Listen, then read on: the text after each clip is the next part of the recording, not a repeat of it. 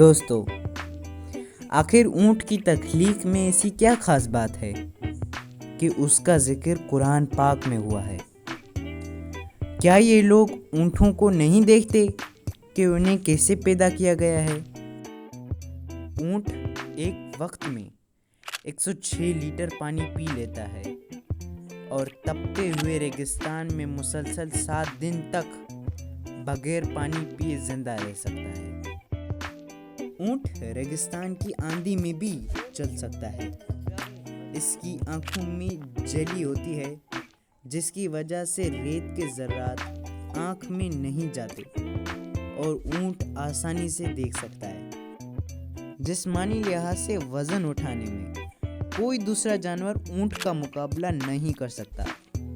हाथी ज़्यादा से ज़्यादा 580 किलोग्राम उठा सकता है और घोड़ा सिर्फ 55 किलोग्राम वज़न उठा सकता है, जबकि ऊँट 1000 किलोग्राम तक का वज़न आसानी से उठा सकता है। दोस्तों, ऊँट की पैदाइश में अल्लाह की कोई हिकमत पोशीदा है।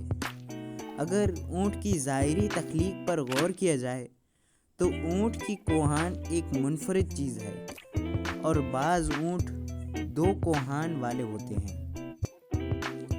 ऊँट को सहरा का बादशाह कहा जाता है, लेकिन ऐसा नहीं है कि वो पानी से नहीं गुजर सकता। देखिए,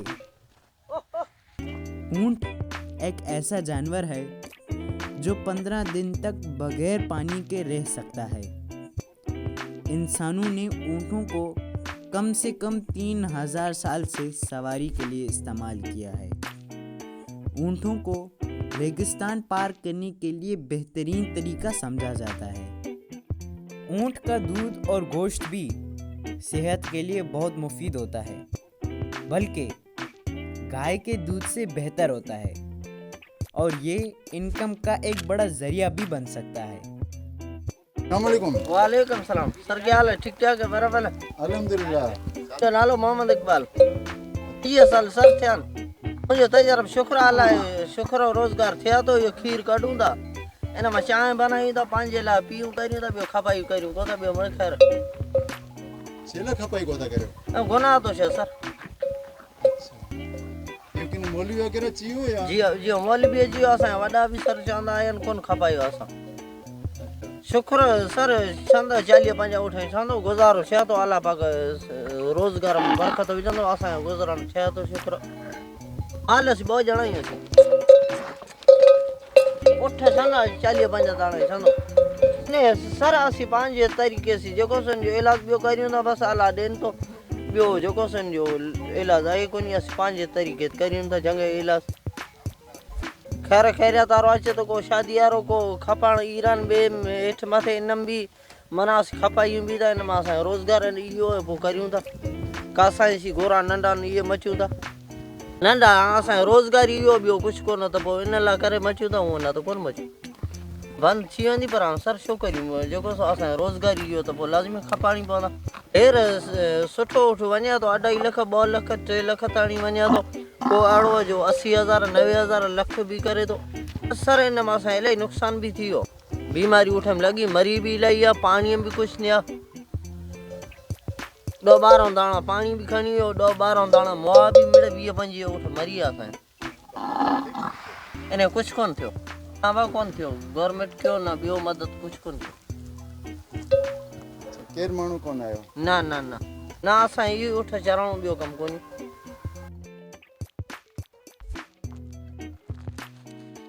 Lasbela university of agriculture water and marine sciences उथल में ऊँट के दूध की आइसक्रीम बहुत मशहूर है।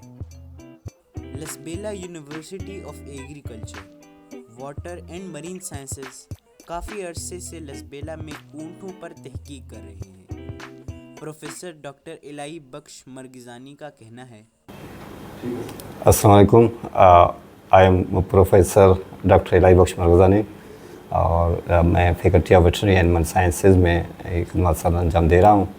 मेरे पास एनिमल न्यूट्रिशन का डिपार्टमेंट है जिसको मैं हेड भी कर रहा हूँ, लीड कर रहा हूँ।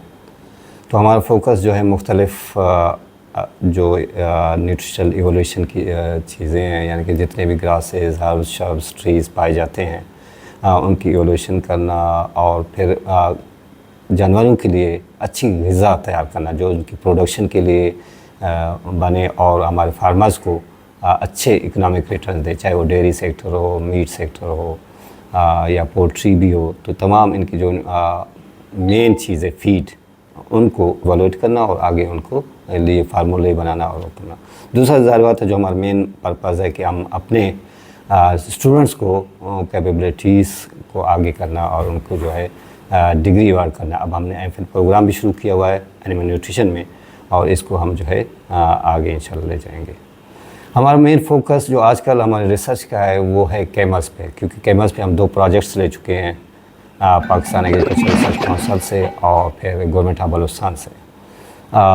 जब से हमने इस स्पीशी को एक्सप्लोर करना शुरू किया है तो हमारा इंटरेस्ट और बढ़ता गया है। तो हमने जो आम कन्वेंशनल जो स्पीशीज़ हैं, ये कैटल्स हैं, बफलोज हैं, शीप गोट्स, वो भी आल्दो हमारे पास बलूचिस्तान में बड़ी अच्छी उसमें हैं, खासकर शीप है, लेकिन हमने ज़्यादा फोकस कर लिया कैमल्स को, क्योंकि camel is the most ignored animal not only in Balochistan but also at national level Pakistan में। हम जब बलूचिस्तान में कैमल्स की बात करते हैं तो Balochistan is the hub of camels in Pakistan. यहाँ तकरीबन 41% पॉपुलेशन कैमल्स की पाई जाती है पाकिस्तान की, जो कि हमारे पास तकरीबन बनती 0.42 मिलियन, यानी कि 4.5 लाख के करीब हमारे पास अप्रॉक्सीमेटली कैमल्स हैं बलूचिस्तान में। जब हम इनकी बर्थ कैलकुलेट की, और बर्थ हमने बड़े मिनिमम कैटेगरी पे की, लेवल पे की, और मिल्क की खासकर बर्थ हमने जब कैलकुलेट किया और जस्ट एस्टिमेट लगा कि 4 लीटर्स 5 लीटर्स पर एनिमल, हालांकि इससे कई ज़्यादा हमारे प्रोडक्शन देते हैं। तो उससे हमें एस्टिमेट ये आया कि तकरीबन 166 ton per day milk produce हो रहा है बलूचिस्तान में। और सबसे बड़ी अफसोस की बात अनफॉर्चुनेट ये है हमारे पास कि इस 166 टन जो जिसकी वर्थ भी हमने कैलकुलेट की वो तकरीबन 16 million per day at the rate of 100 rupees per day.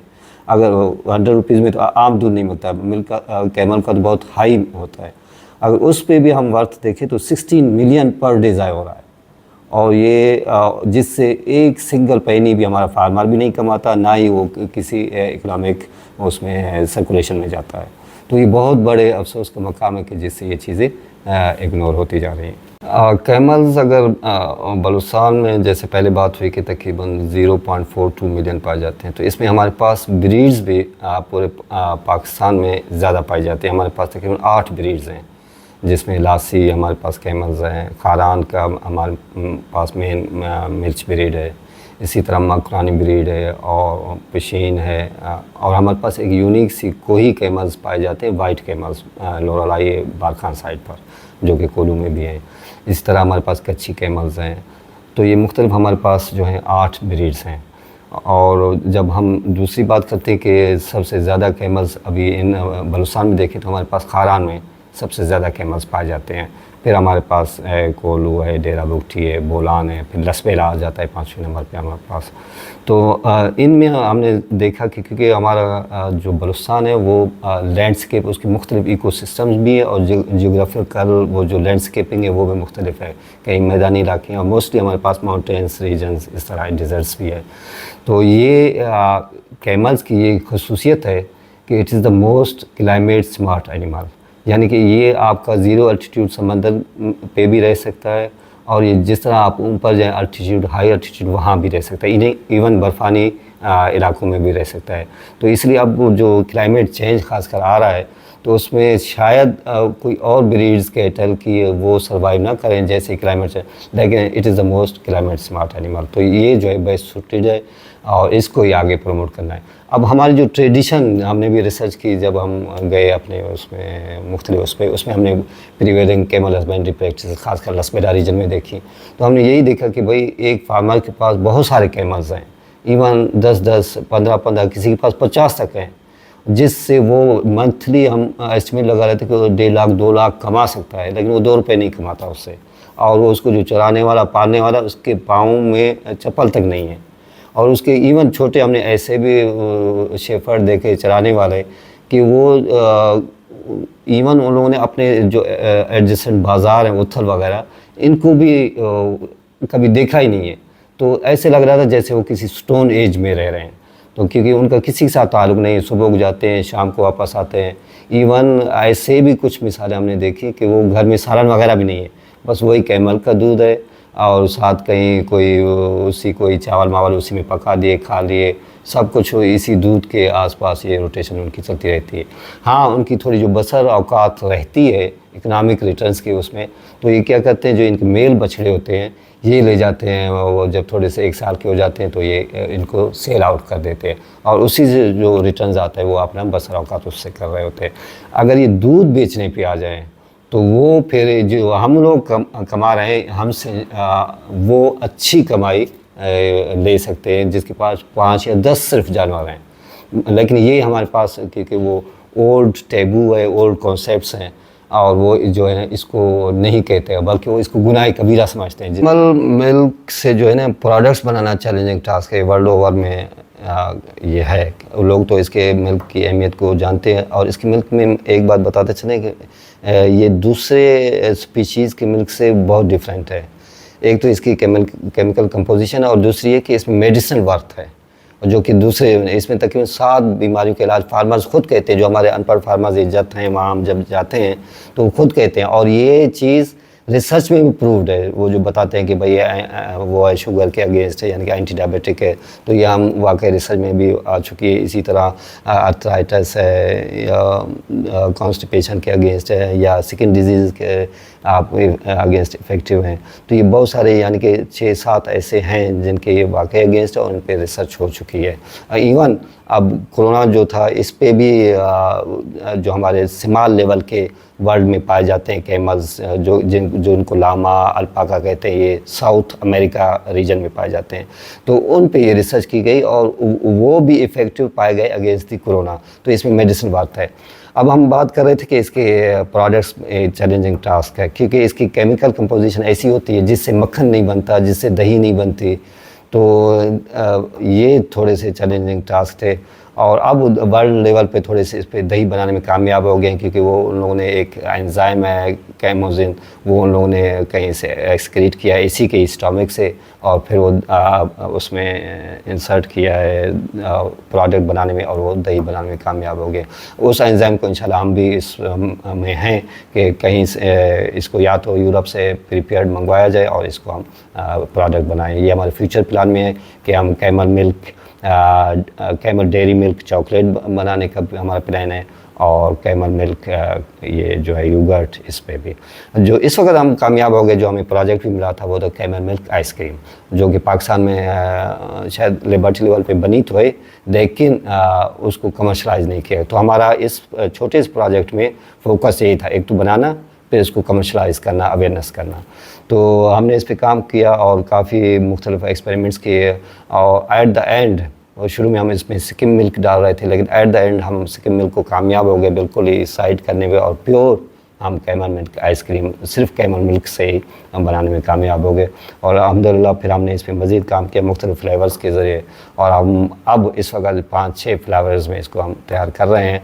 और हमने 21 में इसको जो है फर्स्ट टाइम जो है इसको लॉन्च किया, बल्कि 22 था सॉरी, तो 22 में हमने इसको जनवरी में लॉन्च किया। यहाँ हमारे यहाँ फूड गाला इवेंट होता है एनुअल लसपेला यूनिवर्सिटी में, तो यहाँ उसको हमने एज अ प्रोडक्ट लॉन्च किया और कैमल हट हमने इंट्रोड्यूस करवाया जो कि उसका सेलिंग पॉइंट है, यानी कि जहाँ भी कैमल मिल्क आइसक्रीम हो सेल होगी उस हट का नाम होगा कैमल हट। तो वहाँ से हमने इसको लॉन्च कर दिया और अल्हम्दुलिल्लाह इतनी यानी कि फीडबैक हमारे उसके कस्टमर्स की आई कि दे वर वेरी हैप्पी और वो कह रहे थे ये प्रोडक्ट, और वो हमारा प्रोडक्ट जो हमने पूरे, क्योंकि छोटी मशीनरी अवेलेबल थी हमारे पास क्योंकि छोटा प्रोजेक्ट था, तो हम पूरा 10-15 दिन लगे रहे थे वो प्रोडक्ट्स को, ये 150-200 पैकेट्स तैयार कर लिए थे और जो हमारे पास उसकी पैकिंग है तो वो विदिन 2 आवर्स ख़त्म हो गया और लोग लाइन्स में ऐसे रह गए, बोलते आप लोगों ने क्या किया। तो ये मतलब उसकी मार्केट डिमांड थी। और उसके बाद भी हमारे पास जब हम यहाँ लेबॉर्ट्री लेवल पे बनाने लगे अवेयरनेस के लिए डेली बेस पे, तो वो जैसे ही तैयार होती थी स्टूडेंट्स या टीचर्स या गेस्ट जो भी आते थे वो उसी दिन ही चली जाती। तो ये हमने भी उसको कंटिन्यू रखा, प्रोजेक्ट हमारा ख़त्म हो गया लेकिन एक अवेयरनेस के लिए और एक मार्केट क्रिएट करने के लिए उस फार्मर्स को ताकि फ़ायदा मिले जो हमें दूध दे रहे हैं, और जो ट्रांसपोर्ट कर रहा है उसको भी जॉब क्रिएशन हो, और फिर यहाँ ये अवेयरनेस कंटिन्यूस रहे, सस्टेन रहे। सस्टेनेबिलिटी का हमने कॉन्सेप्ट लाया इस प्रोजेक्ट में कि ये सस्टेनेबल रहे। फिर हमने इसको सस्टेनेबल बनाया और लिबर्टी लेवल पे इसको कंटिन्यू किया, नो प्रॉफिट नो लॉस पे, ताकि एक एक्टिविटी चलती रहे। तो अल्हम्दुलिल्लाह हम उसमें कामयाब हो गए। अब इसके बाद जो हुआ, इसके बाद ये किया कि हम क्योंकि स्टूडेंट्स का भी इंटरेस्ट बढ़ गया, ये प्रोडक्ट था, लोग देख रहे थे ये चल रही है, तो स्टूडेंट्स के माइंड में ये आया कि क्योंकि यहाँ हमारे पास नेशनल इंक्यूबेशन सेंटर लासवेला यूनिवर्सिटी में वो भी एस्टेब्लिश्ड है, तो वहाँ क्योंकि आइडियाज़ लिए जाते हैं, तो हमारे स्टूडेंट्स मोटिवेट हो गए और उन्होंने ये सोचा कि why not we incubate this idea. तो हमारे पास आ गए, तो हमने कहा क्यों नहीं करें, ये तो आप लोग बिल्कुल, हम चाहते भी यही हैं कि हर कोई बिज़नेस स्टार्ट करे, तो वाई नॉट स्टूडेंट्स, ये तो बहुत अच्छी बात होगी, हम मेंटरशिप भी देंगे और आगे ये करें भी। तो इससे हमारे जो है स्टूडेंट्स एक टीम बनी और उन लोगों ने इस आइडिया को जाके नेशनल इंक्यूबेशन सेंटर में इंक्यूबेट किया। अब वहाँ जो है नेशनल इंक्यूबेशन सेंटर में उन लोगों ने 6 मंथ्स का वो जो इंक्यूबेशन पीरियड होता है, बिज़नेस स्किल्स सीखना, मेंटरशिप और आगे इसको कैसे बिज़नेस की शेप देना, तो वो थोड़ी उनकी लर्निंग हो गई, वो लोग कंप्लीट कर चुके हैं। और अब स्टेज ये आया है कि ये फिर वही हमारी टीम जो थी स्टूडेंट्स की, वो आगे फिर मुख्तलिफ कम्पटिशन्स में हिस्सा लेती रही, और बलूचिस्तान में एंटरप्रेन्योरशिप का कंपटीशन हुआ और उसमें उन लोगों ने पोजीशन, हायर पोजीशन सेकंड पे आए। और फिर सबसे बड़ी जो अचीवमेंट थी अभी इसी जून में नेशनल लेवल पे कोई 12,000 के करीब मुख्तलिफ आइडियाज़ थे, कंपटीशन था प्राइम मिनिस्टर इनोवेशन अवार्ड में, तो वो उसका पहला स्टेज क्रॉस कर दिया, दूसरा क्रॉस कर दिया, और फाइनल 256 में हम हमारी टीम जो है वहाँ पहुँच गए इस्लामाबाद। तो वहाँ भी अल्हम्दुलिल्लाह इन लोगों ने वो कंपटीशन किया और हम जो है टॉप 50s में रहे, जिसको इनोवेशन अवार्ड मिलना था। तो वो इनोवेशन अवार्ड अल्हम्दुलिल्लाह हमारी टीम जीत गई और उनको कुछ ग्रांट भी मिली 5 लाख के करीब, जिससे अब फ़ायदा ये होगा कि ये हमारी जो टीम थी, जो बिज़नेस स्किल्स भी सीख चुकी है, सब कुछ है, अब वो छोटी ग्रांट से अब प्लान्ड ये कि near future with in month वो अब हम RCD रोड पे आ जाएंगे और इसको जो है बिल्कुल हम लॉन्च कर देंगे जिस तरह कोई कमर्शियल एक्टिविटी होती है। तो ये एक सफ़र है, अब इस सफ़र को इंशाल्लाह आगे ले जाएंगे। दोस्तों, लसबेला भर में ऊँट पाए जाते हैं, खाए भी जाते हैं और बेचे भी जाते हैं, लेकिन कम किस्मती से ये शोबा ज़्यादा पिनप नहीं सका, बस पुरानी रवायतों पर ही चल रहा है और इसके पालने वाले कसम पुरसी का शिकार हैं। अपना ख्याल रखिएगा, मिलते हैं किसी नेक्स्ट वीडियो में किसी नए टॉपिक के साथ। तब तक के लिए अल्लाह हाफिज़।